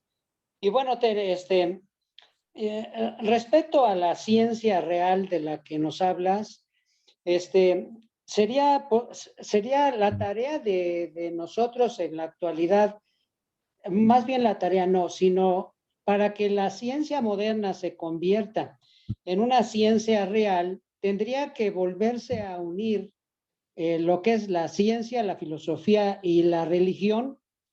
Me imagino que eso es lo que está impidiendo que realmente nosotros podamos tener una ciencia más completa, más abarcante y no tan explícita como actualmente sucede.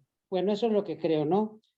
Porque así como la ciencia moderna no cree en el alma de las cosas, pues si estuvieran unidas las tres, la ciencia, la religión y la filosofía, me imagino que de esta manera realmente podría comprenderse en la ciencia lo que es más bien, que existe esta alma en las cosas, ¿no?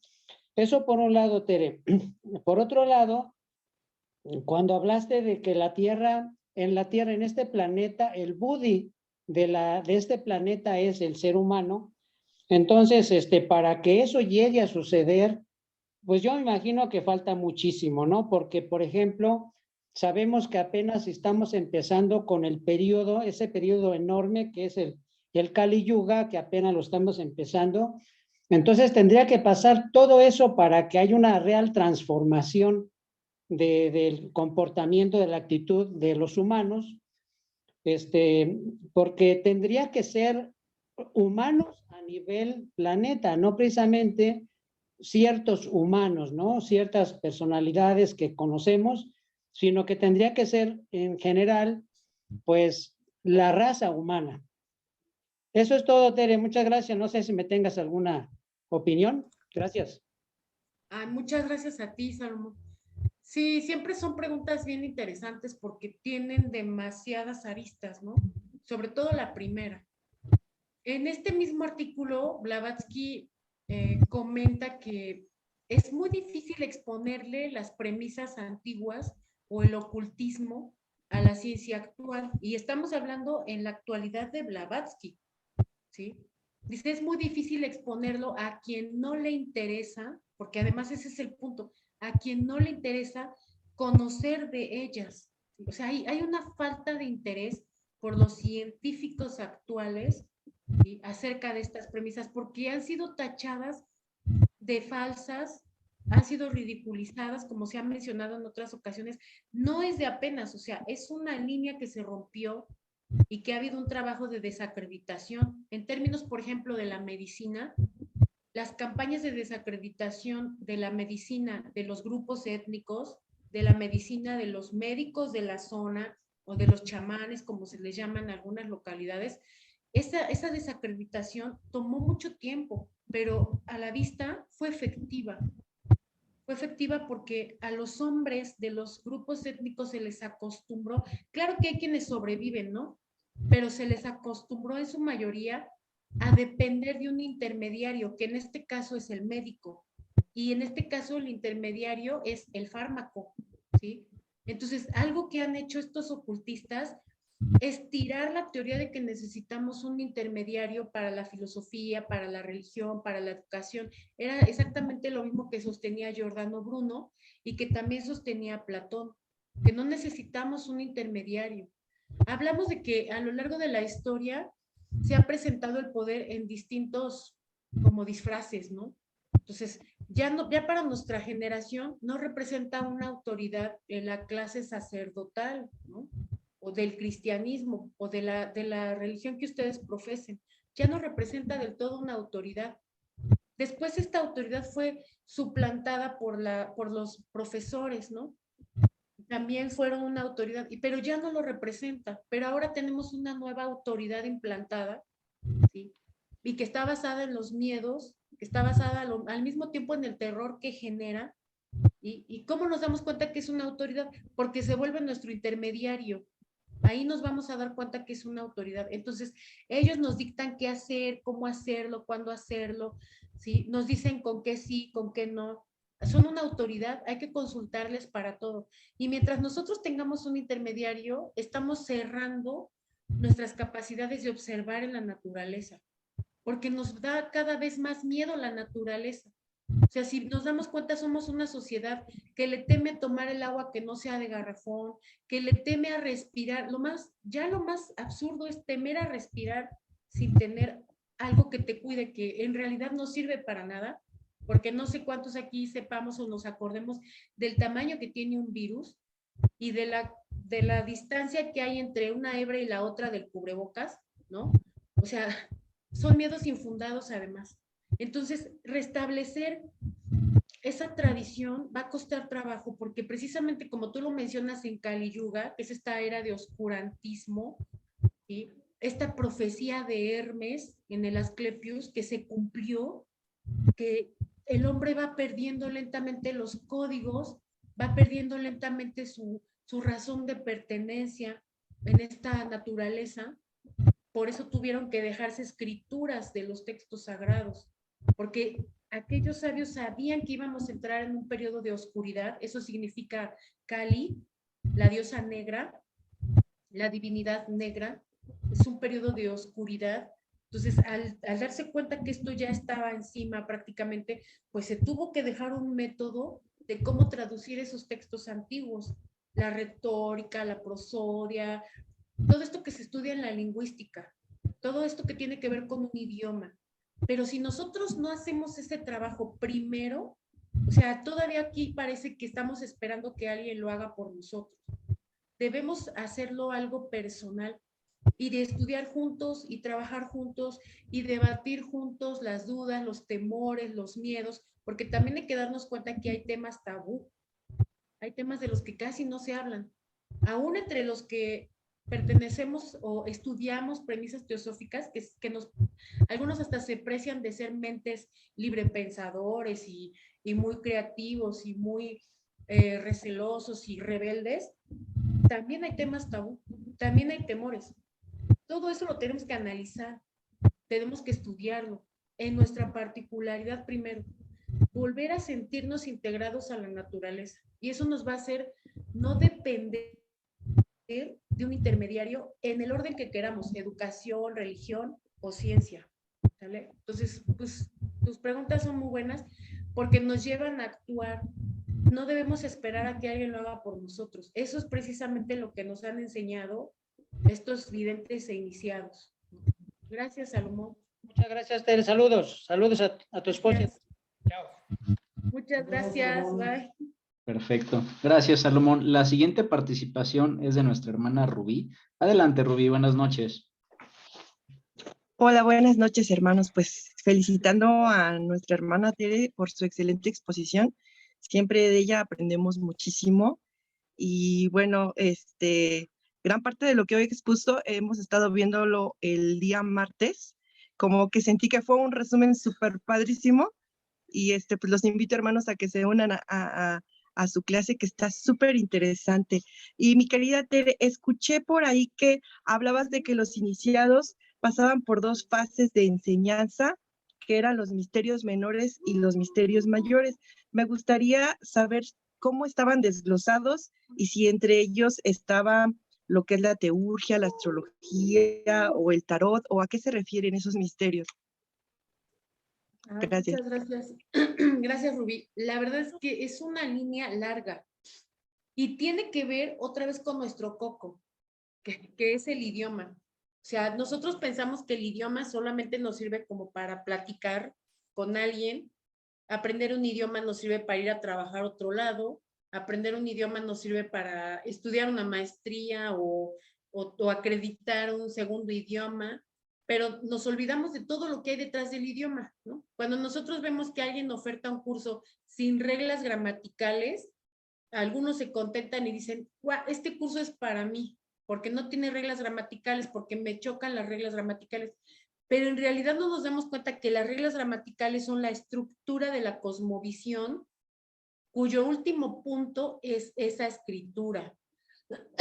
Entonces, si vemos esta línea de la gramática, digamos así, de las lenguas antiguas, ahí están estos 5 puntos que nosotros platicábamos de las iniciaciones, ¿sí? Los misterios menores eran la preparación, o sea, ahí se estudiaba, por ejemplo, lo que estudiamos nosotros teosóficamente, lo general, también lo particular y los efectos, ¿sí? Es decir, la ley del karma. ¿Qué pasa si yo ahora que ya sé que el hombre es septenario, no aplico ese conocimiento? ¿Qué pasa si yo ahora que ya sé que la mente es un poder, no aplico ese conocimiento? Ahí, hasta ahí eran los misterios menores, imagínate. Y eso ya implicaba como el nivel 4 de esa línea de la cosmovisión de los antiguos. A lo mejor en otra charla la puedo presentar porque tiene sus nombres en sánscrito y hicimos por ahí una tabla que hace una analogía con este libro de axiomas, principios y axiomas, en las primeras partes donde habla precisamente del idioma y de por qué se generan los idiomas, que vienen de los pictogramas, de la filosofía aprendida de memoria, de la mnemotecnia. Entonces, por ahí hicimos una tablita comparando uno con el otro. Esa la presenta en este libro, pero en realidad está en la Doctrina Secreta. El problema es que como no hay muy buenas traducciones de la Doctrina Secreta, porque esos 2 tomos originales se volvieron 6, ¿sí? Por eso es que es muy buena esta traducción de este libro, que es una antología, no es un libro de opiniones, es una serie de artículos bien traducidos con las paginaciones que corresponden con esos 2 tomos originales. Entonces, hicimos esa tablita comparando uno con el otro y ahí se acomodan perfectamente la retórica, la filosofía, la astrología, ¿sí? Pero se estudia por niveles. Si nosotros no sabemos la lengua, el idioma de una civilización y más allá de la tradición de ocultistas, va a ser muy difícil que comprendamos. Es más, es prácticamente imposible que nosotros comprendamos, aún sabiendo el idioma, que comprendamos la tradición de esa civilización. ¿Por qué? Porque también en esa cosmovisión tiene que ver el clima, tiene que ver los animales, tiene que ver la vegetación, tiene que ver la alimentación, tiene que ver la mecánica solar. Entonces, en determinado tiempo del año, hay cosas que aquí, las frutas, las flores, son bien diferentes, por ejemplo, en India, ¿no? O sea, yo no sabía que la saptaparna, que es esta planta que hace 7 hojas y que va lanzando sus árboles, sus plantas siguientes, así como lo hace aquí la mala madre o el maguey listón, como le llaman. Esa saptaparna allá ellos la toman en pastillas. No sé exactamente para qué sirva, ¿no? O sea, la medicina de allá, la ayurveda, que tiene que ver con plantas, alimentación, la hora del día que tú comes, ¿sí? Aquí en México eso pues se perdió, ¿sí? Muy pocos guardan cierta tradición, poquísimos, pero para los hombres de la ciudad, como la conocemos, se perdió. Nosotros ya no sabemos con qué plantas purgarnos, ¿no? No sabemos con qué plantas levantar el sistema, no sabemos con qué plantas tener fuerza o con qué plantas bajarla, con qué plantas pueden tener una función para ser anticonceptivas, qué plantas son abortivas, qué plantas ayudan para dar a luz, ¿no? Qué bebedizos. O sea, perdimos esos códigos. Entonces, las plantas que se usan acá, los animales que hay aquí, no son los animales que hay en otros lugares donde hubo cosmovisión. Por eso es que es difícil. Y por eso era un requisito que ellos supieran el idioma para ser procesados. Entonces, los misterios menores, entre comillas, eran las premisas. ¿Sí? Si nosotros ya sabíamos, o si ellos ya sabían las premisas filosóficas, el ocultismo, las leyes de la naturaleza, entonces pasaban a la praxis, que es este ocultismo práctico, ¿sí? Que es este asunto de ahora la preparación, la aplicación, porque de nada sirve aprender algo si no lo aplicamos, ¿no? Entonces, en eso básicamente sería la diferencia entre uno y el otro. Uno podríamos decir que es la teoría y el otro ya es la práctica. Y se hablaba de las abstinencias, de la purificación, porque además no se podía empezar de cero, sino que empezábamos como que quitando cosas, ¿no? O sea, los alimentos que provenían del sufrimiento animal, o sea, alimentos que contienen sangre como tal, esos no debían ser ingeridos, ¿sí? El alcohol, el cigarro para nuestras generaciones, eso tampoco, ¿no? Incluso se habla de algunas preparaciones que tienen que ver con abstinencias sexuales, por ejemplo, más de una pareja, pues ya no, o sea, no aplica. Entonces son cosas que a nuestros tiempos, pues, híjola, como que la ponen muy difícil, ¿no? Pero ya es la praxis. Ahora, ¿qué tipo de misterios vivían allí? Pues se habla de muchos. La verdad es que había una pena de muerte para el que divulgaba este tipo de procesos, de ritos.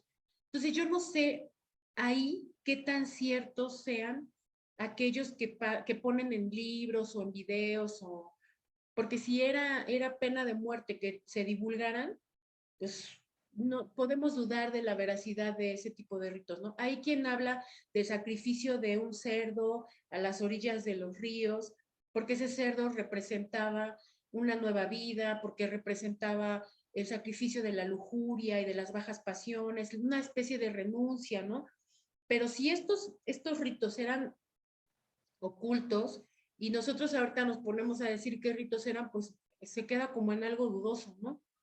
Pues qué tan ocultos eran si ya lo sabemos todos, ¿no? Entonces, más bien yo pienso que, porque Blavatsky menciona de una especie de ritos que ocurrían durante la noche, ¿sí? Que ocurrían como en el plano astral, ¿sí? Esos ritos de las vivencias, porque acuérdense que antes de nacer, el alma tiene una película de la vida que va a venir a vivir. Así como al morir tiene la película de la vida que vivió y los mejores momentos, es un resumen cuando muere, así ese resumen de lo que va a vivir ocurre cuando va a nacer. Pero todas las noches morimos y todas las mañanas nacemos. Por eso KH dice en las cartas Mahatma que la muerte y el sueño son hermanos. Entonces, justo al despertar nosotros, volvemos a tener una intuición, es decir, un mensaje de aquel superior o de nuestro Padre que mora en secreto, vuelve a ver este mensaje para antes de despertar, para que no perdamos el hilo de lo que venimos a hacer acá. Y a veces no son grandes cosas como pensamos. Ahora nuestra mente occidental nos dice, ya tienes 40 años y no has hecho el doctorado, ¿no? O sea, no va por allí. Sí, a veces son cosas de, ¿tienes una recurrencia? Por ahí en el chat alguien escribió que se revisaban las vidas pasadas para las iniciaciones. Y sí, ¿no? Porque tenemos un score. Si nosotros tenemos una recurrencia de una mala relación con el padre o la madre, eso es lo que vinimos a hacer. Eso es lo que venimos a resolver. Yo no tengo que andar haciendo 20 doctorados si tengo una mala relación con el padre o con la madre. ¿Sí? Tengo que resolver eso. Entonces, por la mañana puede ser que despierto con una intuición, no le he llamado, pero algo me convence o me persuade de no hacerlo. Después, no, ¿cómo lo voy a buscar? Siempre acabamos peleados, etcétera, ¿no? Entonces, la intuición se aplasta por la apetencia de la personalidad, ¿sí? Y vamos abriendo una zanja de la intuición, porque ¿para qué queremos intuiciones si no las vamos a seguir? ¿Sí? Entonces, estas iniciaciones que ocurren durante la noche en el texto, como lo mencionaba Blavatsky, a mí se me hace más personal, como no tanto de que alguien te procese y te haga una serie de pasos, una serie de cosas como ocurren, pues actualmente en algunas iniciaciones, pues incluso hasta puede ser que masónicas, ¿no? Sino que son más procesos internos en los planos astrales. ¿Sí? Yo siento que va más por ahí, de lo metafísico, no tanto de lo que ya se platicó, ¿no? De que si tienes que ir en ayunas, de que si tienes que ir a hacerte unos ciertos baños con ciertas hierbas y ciertas plantas, cierto número de días, porque también eso existe y sí funciona, pero los misterios mayores ya son en planos astrales, entonces es más metafísico. No sé si más o menos contesté tu pregunta. Súper bien, Tere, muchas gracias, la verdad, súper interesante, muchas felicidades, gracias. A ti muchas gracias. Gracias, Rubén. Perfecto. Tere, si me permites rapidísimo, nada más un complemento al comentario de los misterios mayores y menores. Claro, claro. Digo, claves rápidas. Los misterios menores es entenderte a ti mismo, es la parte humana. Los misterios mayores es entender lo que está por arriba de ti, es ya lo suprahumano, entiéndase, por ejemplo, el universo. ¿Cómo se vivían, se dice, los misterios? De hecho, los misterios podríamos decir que era una gran fiesta que iniciaba de día, y en esa gran fiesta que iniciaba de día, pues estaban, digamos, muchas personas, digamos, en el Eleusis, viendo representaciones, llamémosles teatrales, de, por ejemplo, del descenso y ascenso de Deméter buscando a su hija, entre otros, ¿no? Eran representaciones teatrales que cuando un cristiano, digamos, una persona de a pie, las percibía, te daba la intuición de algo, como que algo sentías, ¿no? De esto, no sé, algo me transmite, pero no sé qué, ¿no? Era justamente como pistas, como decía justamente Tere, ¿no? Que son pues representaciones, símbolos, emblemas, que algo, como que algo te llevas y es para el entendimiento de ti mismo.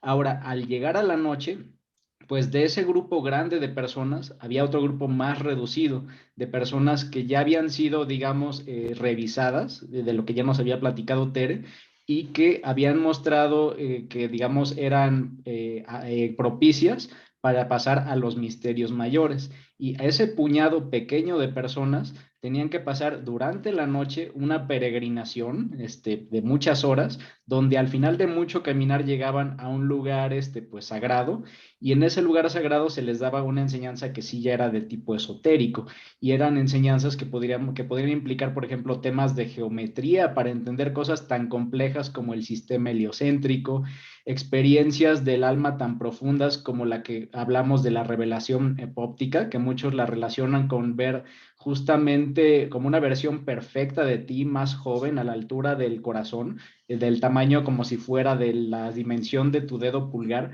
y esas eran enseñanzas y experiencias pues que eran para un grupo reducido de personas, ¿no? Entonces, más o menos así sería como un poco una forma fácil de entenderlo, ¿no? Universo y lo más profundo de mí, misterios mayores, entendimiento de lo básico, como decía Tere, la teosofía, por ejemplo, que nosotros de la teosofía sabemos que no es ocultismo estrictamente, ¿no? Porque hablamos de información que es para todos, pero si después habláramos, por ejemplo, sección esotérica de la sociedad teosófica, eso pudiera estar más relacionado a los misterios mayores. Y bueno, pues dicho eso, ya para no extenderme, pues eso era todo. Muchas gracias, Tere. Y bueno, Gracias, Manuel. ¿no? ¿De qué? Y seguimos con la siguiente mano levantada es de Susana. Buenas noches, Susana, bienvenida, te escuchamos. Hola, buenas noches a todos. Deseo se encuentren muy bien. Un gusto estar por acá. Y Tere, una pregunta. ¿Qué demanda en cuanto a conocimientos para su mayor integración la teosofía? Y la siguiente, si es posible, ¿cómo se aplica día con día? Gracias. Gracias a ti, Susana. Mira, está muy buena la primera pregunta. La verdad es que yo creo que muchos llegamos por intuición a la sociedad teosófica o a los libros teosóficos. Es una intuición, es decir, un llamado, una invitación del ser interno, porque sabe que tienes quizás ya ahí como la intención de crecer internamente, de empezar a sentirte uno con todo, empezar a respetar la naturaleza, ser más consciente, como lo queramos llamar.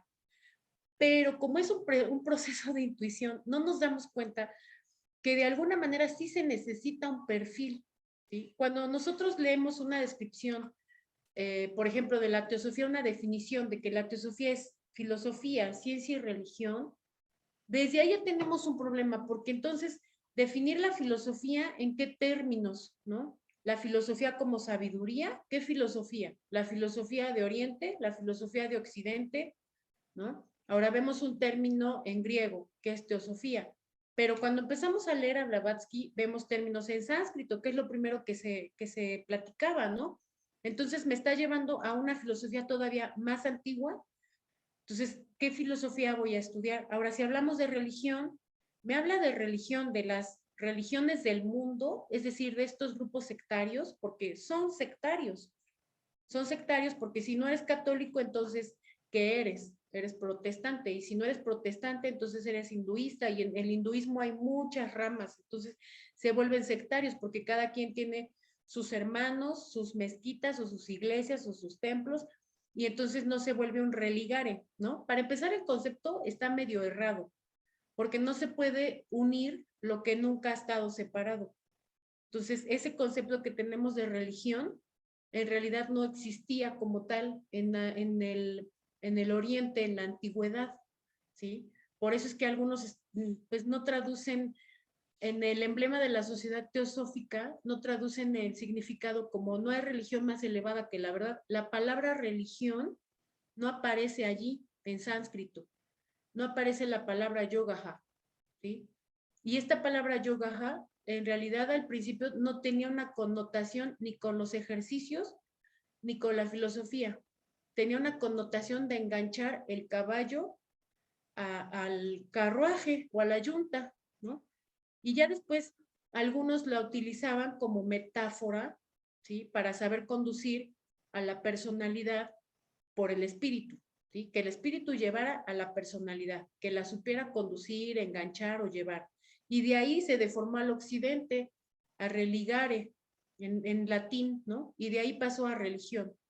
Entonces, vemos que necesitamos un perfil, o sea, tiene que ser como, o sea, Blavatsky, si la analizas, es filósofa, antropóloga, socióloga, pero además de la antropología, sabe de etnología, sabe, vaya, hasta de performance, ¿no? Porque hablando de lo último que nos comentó Manuel, de estas representaciones antropomorfas de Demeter, pues son representaciones antropomorfas porque Demeter es una cualidad de la naturaleza que al ser, digámoslo, metafóricamente inseminada, pues florece, al ser fecundada, pues da, es próspera, es vasta. ¿Cómo representas eso? Pues hagamos una obra de teatro, ¿no? Estas trilogías que se escribían, los griegos escribían, ¿no? A través de trilogías para, digamos, entre comillas, evangelizar a su comunidad, ¿no? Para mostrarles las verdades eternas a manera de obras teatrales que escribían en trilogías, o sea, no cualquier cosa, ¿no? Y eran obras larguísimas, ¿no? Entonces, sí tiene todos estos aspectos Blavatsky. Cuando se habla de la ciencia, ¿de qué ciencia me hablas? Pero cuando se habla de los tres al mismo tiempo, o sea, cuando describen a la teosofía como filosofía, ciencia y religión, ahí es donde el humano común, o al menos mi cabeza, empezó así como de error, ¿no? Como sobrecalentar el sistema porque no se puede hacer las tres cosas a la vez. O sea, yo pienso que es un reto muy grande. Que de repente nosotros veamos la imagen del feto de esta presentación y que a la vez que tú lo observas puedas sentir religión o filosofía, puedas sentir ciencia, ¿sí? Puedas sentir estas tres a la vez, solo porque lo ves, solo porque lo miras. O sea, nuestra mente funciona separada en el occidente. Perdimos un poquito ese código. Es más fácil para los niños. ¿Sí? Si un niño lo ve, la ciencia del niño no lo hace viviseccionar a ninguna madre para ver si es cierto que tiene un bebé ahí. No porque el niño sea crédulo, sino porque el niño tiene la certeza de que así es, porque ni siquiera cree en la mentira. Pero cuando somos ya adultos, la ciencia contemporánea, o como la conocemos, es así vivisecciona. Esa mata para saber lo que era la vida, ¿no? Entonces caemos en contradicciones tremendas, porque entonces bajo esos actos ya no hay religión, ya no hay filosofía, porque la filosofía es moral, ¿sí? La filosofía es axiología, la filosofía es ética. Entonces, donde hay vivisección, donde hay testa con animales, donde hay sufrimiento, donde hay explotación de los animales encerrados en laboratorios, ahí no puede haber tradición ni ciencia ocultista, porque esta tradición viene de los videntes y los rishis, estos hombres sabios ascetas, que en la luz astral corroboraban sin necesidad de viviseccionar. Entonces, lo que nos está faltando a nosotros es prepararnos a nosotros mismos, como lo dicen Ecos de Oriente, para dejar de causar daño, para dejar de viviseccionar. Por eso William Puget dice que los medios de la ciencia actual van en sentido contrario. Sus herramientas son precarias. Sus herramientas nunca van a poder corroborar en la naturaleza todos estos fenómenos de la conciencia, la existencia de los planos, la preexistencia, la reencarnación, el karma. O sea, eso nunca lo vas a poder ver con un microscopio, con una herramienta fabricada por un hombre. Entonces, sí hay un perfil y es difícil encontrar este tipo de hombres que hacen las tres, digamos, la tríada, la vuelven una, ¿no? Teología, filosofía y ciencia. ¿Sí? Hay pocos en la historia. Blavatsky es un ejemplo, ¿sí? Pero ¿cómo tú le vas a preguntar a un vidente cuál fue el método en que corroboró esa ciencia? Si él te va a contestar, lo vi en la luz astral. Lo primero que un escéptico va a decir es, eso no es cierto, y va a decir eso porque él no lo puede corroborar, ¿no? Entonces Blavatsky insiste mucho en que no debemos poner interés en someter al juicio de estos científicos falsos la teología, la teosofía y la ciencia oculta. ¿Sí? Entonces, sí hay un perfil, además hay que saber matemáticas, ser lingüista, ¿no? Saber geometría, saber álgebra, ¿no? Por ejemplo, para estudiar sánscrito, el sánscrito, como las lenguas antiguas, como el caso del maya, se lee de izquierda a derecha, de atrás para adelante, de arriba para abajo, ¿no? Al mismo tiempo. Entonces, te cuenta que estás haciendo como álgebra, ¿no? Y si el perfil es de humanista y le corría las matemáticas, pues ya me compliqué harto, ¿no? Entonces, sí hay primero que ubicar para qué soy bueno y qué me falta potenciar. Si a mí no me gustan los idiomas, ¿por qué? Porque era un requisito para ellos, porque era un requisito para los iniciados, o sea, les ponían ese requisito para poder ser procesados. Y no podía haber alguien que dijera, pero ¿para qué si ya está todo traducido? O sea, ¿no? O sea, a la cola, yo creo que lo mandaban a la cola. En este tiempo somos demasiado, como un poquito, queremos los atajos, ¿no? A lo mejor no nos gusta tanto la disciplina, pero todos ellos se han caracterizado por dedicarle tiempo a lo que realmente es importante. Y a veces decimos, es que no tengo tiempo de estudiar. Pues yo creo que siempre tenemos tiempo, pero no lo priorizamos, no priorizamos el estudio. Antes, imagínate, Da Vinci, todos estos hombres que estudiaban a los cuerpos, que iban a los panteones y desenterraban para no viviseccionar, y los medían para corroborar la sección áurea, las matemáticas, o sea, ¿cuánto se quebraron ellos la cabeza? Pitágoras, ¿no? Y nosotros que ya tenemos todos los teoremas mostrados y explicados y hasta miles de videos ahí en YouTube, y ni así a veces los estudiamos, ¿no? Entonces ya nada más es como una disposición nuestra. Pues no sé si más o menos por ahí te contesté, Susi. Sí, claro que sí. Muy bien respondido. Gracias. Perfecto. Bueno, pues ya estamos por terminar. Tenemos una última participación de Rosy. Adelante, Rosy. Buenas noches. Hola, buenas noches a todos, buenas noches, un abrazo. Y Tere, pues felicidades, padrísima la exposición. Y bueno, pues te quería comentar que efectivamente lo que tú mencionabas de respecto a la ciencia materialista, efectivamente no quiere y siempre ha sido desde hace siglos, sobre todo en Occidente, no admite ver pues el alma de las cosas, sigue en ceguera total. Pero sin embargo sabemos que la evolución no se detiene y poco a poco vamos en avance, es algo extraordinario. Un ejemplo que inclusive empezaba a dar ya Einstein y actualmente es, como tú decías, la física cuántica, que obviamente ya tiene muchas respuestas, inclusive para los más escépticos, ¿no? Un ejemplo perfecto es la baja frecuencia de la materia, que antes, pues, porque no podían ver más allá del átomo, pues decían que no existía nada. Sabemos que hay partículas subatómicas que son miles de veces más pequeñas, y no quiere decir que porque no podemos verla ni con nuestros ojos ni con aparatos superpotentes no exista, ¿no? Los que estudian y han hecho este trabajo de esta ciencia cuántica, el conocer que esas partículas que son totalmente, como te digo, subatómicas, pues ya son energía total. Entonces, pues definitivamente es una prueba que aunque los más escépticos digan que no, pues saben que la energía es materia y viceversa, aunque no puedan verla. Y pues muchas veces ellos mismos ya están ahorita ya reconociendo que pues hay cosas que desaparecen a la vista, pero que es parte de esa materia, ¿no?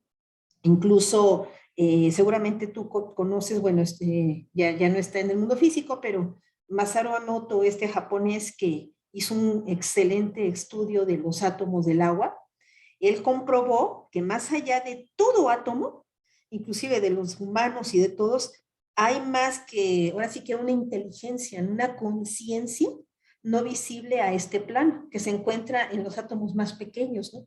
Y que aunque no podemos verla, pues tiene conciencia, porque hizo pruebas que recorrieron todo el mundo con los ejemplos que hizo del agua, la manifestación de cómo los átomos responden a los pensamientos y manifiestan, independientemente de las emociones, una manifestación en su estructura. Eso es algo extraordinario.